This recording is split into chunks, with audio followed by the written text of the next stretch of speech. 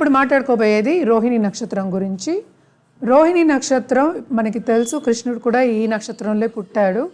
అందుకనే ఏంటంటే కొంచెం శాంతి చేయాలి పుట్టినప్పుడు అంటూ ఉంటాం అన్నమాట. అంటే ఏం శాంతి చేయాలి? మేనమామకి గండం కొన్ని దోషాలు ఉన్నాయి అంటాం. అందుకోసం నూనెలో చూపించి తీసుకుంటారన్నమాట. అంటే మేనమామకి గండం అని చూపిస్తారు అప్పుడు పిల్లాడినో పిల్లను. అలాగే మనం చూసామంటే ఈ 4 పాదాలు రోహిణి 4 పాదాలు మనకి వృషభంలోనే ఉన్నాయన్నమాట. అండ్ ఆల్సో వృషభంలోనే ఏంటంటే చంద్రుడు ఇక్కడ ఎగ్జాల్టేషన్లో ఉన్నాడు. అంటే చాలా మంచి శాంతమైన నక్షత్రం, సౌమ్యమైన ఒక నక్షత్రం.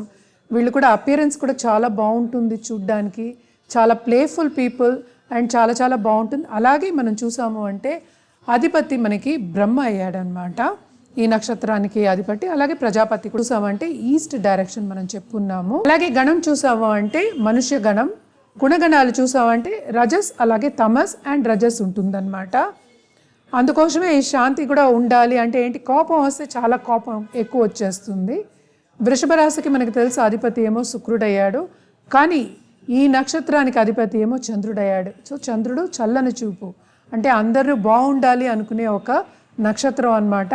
అలాగే ఏంటంటే అందరూ బాగుండాలి, అందరూ మనతో పాటు పైకి రావాలి అని వీళ్ళు అలా కలగలుపుకొని పైకి వచ్చే ఒక నక్షత్రం. అలాగే మనం చూసామంటే చాలా గిఫ్టెడ్ పీపుల్, అలాగే ఆర్ట్స్లో కూడా చాలా బాగుంటారు. అంటే మ్యూజిక్ అయినా మనకి డాన్స్ అయినా ఇలాంటి వాటిల్లో అంతా రాణిస్తారు బాగా. అలాగే మన యానిమల్ సింబల్ చూసామంటే పాము చెప్పున్నాము. అలాగే ఇంకోటి ఏంటంటే మనకి సింబల్ చూసామంటే జనరల్గా సింబల్ చూసామంటే ఒక టెంపుల్ కూడా చెప్పుకోవచ్చు, అలాగే చారియట్ కూడా చెప్పుకోవచ్చు, రథం చెప్పుకోవచ్చు అనమాట.